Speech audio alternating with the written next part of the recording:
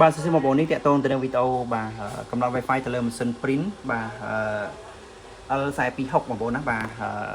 Wi-Fi បាទដែលប្រើដុំ Wi-Fi បងប្អូនណាបាទអញ្ចឹងគឺយើងចូលមកបាទបន្តមកគឺយើងរកពាក្យបាទនេះបាទ Visa Setup បងប្អូនណាបាទនេះបាទតមកចុច OK ពឹបមកបាទនេះគឺវាចេញបែបនេះគឺយើងចុច OK បាទយើងមើលតាមការណែនាំនេះចុច OK ពឹបមកបាទបងប្អូនណាបាទចុចទៀតមកបាទបាទបន្តមកគឺគេដាក់នេះ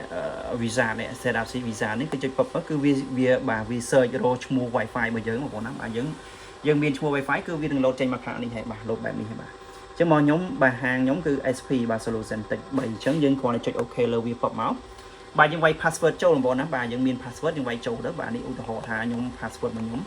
បាទបែបនេះបាទបែបនេះបាទហើយបន្តមកគឺបាទយើងបាទបន្តមកគឺយើងចុចមកក្រោមទៀតមកយើងអត់មាននិមិត្តសញ្ញាគ្រប់គ្រាន់ទេយើងចុចឯនេះទៅចុចអូខេទៀតមកនេះបាទគឺយើងដើម្បីចូលទៅរកត្រង់ជ្រូកបាទនេះបាទយើងចុចអូខេមកទៅបាទចេញមកកន្លែងនេះគឺដូហ្វុនបាទកន្លែងដូហ្វុនណាយើងចុចចូលដល់កន្លែង A1 បាទត្រង់ជ្រូកនេះគឺកន្លែងដូហ្វុនបងប្អូនណាបាទអញ្ចឹងនេះបាទខ្ញុំចង់បានបាទត្រង់ជ្រូកបាទអញ្ចឹងបានចង់បានត្រង់ជ្រូកចុចអូខេពឹបមកបាទបន្ទាប់មកគឺបាទយើងចុចចង់បានលេខគឺយើងចូលដល់កន្លែងត្រង់ជ្រូកបដាលវិញមកនេះបាទកន្លែងត្រង់ជ្រូក A1 បាទមាន A អក្សរតូចអក្សរធំណាអាហ្នឹងគឺចង់បញ្ជាក់ថាអក្សរតូចអក្សរធំបាទ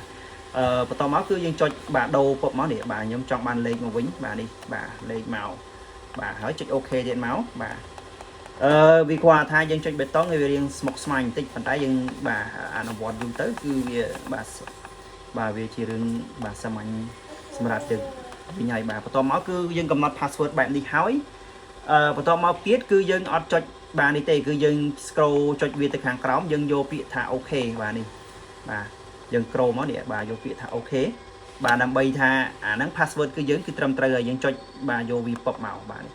អញ្ចឹងគឺបាទ setting app នេះបាទវាកំពុងតែបាទចាប់បាទយកឈ្មោះបាទ Wi-Fi បាទបងប្អូនណាបាទអញ្ចឹងអាហ្នឹងវាមានលក្ខណៈផ្សេងពី Wi-Fi direct បើសិនជាយើងចង់ប្រើ Wi-Fi លុះត្រាតែយើងបាទប្រើ Wi-Fi បាទដូចគ្នាបើឧទាហរណ៍ថា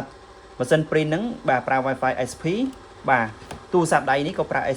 Wi-Fi SP ដែរបងប្អូនណាបាទអញ្ចឹងគឺបានអាចបាទប្រើបាទ print ឯកសារបានអញ្ចឹងបងប្អូនណាបាទអញ្ចឹងណាប៉ុន្តែបើក្នុងករណីបាទម៉ាស៊ីន print នេះប្រើ SP បាទទូរស័ព្ទដៃនេះប្រើបាទ Wi-Fi បាទ Wi-Fi SIM គឺអត់កើតទេបងប្អូនណាបាទអញ្ចឹងវាខុសពី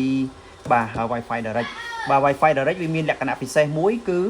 បាទឲ្យតែមាន Wi-Fi បងប្អូនណាឲ្យតែមាន Wi-Fi គឺយើងអាច print បានហើយបាទអញ្ចឹងណាបាទអញ្ចឹងយើងគ្រាន់តែ set up ឲ្យដាក់ password Wi-Fi direct ទៅគឺយើងអាចបាទ print បានណាបងប្អូនណាអញ្ចឹងគឺអានេះគឺរួចរាល់ហើយបាទយើងអាចបាទ print តាមបាទ Wi-Fi បានហើយបាទតែប្រើទូរស័ព្ទដៃអីហ្នឹងគឺបាទគឺអូខេអញ្ចឹងកន្លែងនេះគឺបាទយើងដូរវាទៅបាទឧទាហរណ៍ថាយើង print តាមបាទWi-Fi នេះបាទយើងគ្រាន់តែចុចចូលបាទ Wi-Fi ឈ្មោះ Wi-Fi របស់ខ្ញុំទៅពឹបមកគឺខ្ញុំអាច print បានដែរបងប្អូនណាបាទនេះបាទនេះយើងបាទ sample ឲ្យមួយទៅបាទនេះបាទ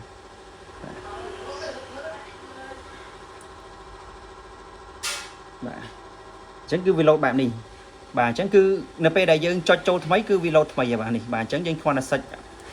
បាទចុចទៅលើវាទៅគឺវាកំណត់បែបនេះហើយយើងបាទសេរីបាទ font ទៅតាមនឹងទៀតណាបងប្អូនណាຂະຫນាតវាតាមនឹងទៀតទៅបងប្អូនបាទនេះបាទຂະຫນាតវាកន្លែងនេះបាទកន្លែងនេះគឺតាក់ទងទៅនឹងបាទ quality វាយើងដាក់ normal ធម្មតាទៅបើសិនជាយើង print តាក់ទងទៅនឹងក្រាស់រ៉ាមអីបងប្អូនណាបាទ auto បាទmedia tab ហ្នឹងគឺវា select ឲ្យយើង select បាទបើសិននៅក្នុងករណីយើង print រូបថតយើងចុចទៅតាមនឹងទៀតបងប្អូនណាបាទអញ្ចឹងបាទបន្តមកគឺចុច print ទៅនេះបាទហ្នឹងអាហ្នឹងយើង print បាទ Wi-Fi បងប្អូនណាបាទនេះគឺវា print បងប្អូនណាបាទអញ្ចឹងគឺបាទលក្ខណៈខុសគ្នាគឺបែបហ្នឹងបងប្អូនណាបាទនេះតតែយើងប្រើ Wi-Fi បាទប្រើ Wi-Fi បាទហើយល្បឿនវាក៏ខុសគ្នាដែរបងប្អូនណាបាទបើសិនជាយើង Wi-Fi print Wi-Fi direct បាទវាដើរវា smooth វានឹងបាទហ្នឹងវាអត់ប៉ល់ទេបាទអញ្ចឹងសម្រាប់វីដេអូគឺមានតែប៉ុណ្្នឹងបងប្អូនណាបាទអរគុណច្រើនបាទ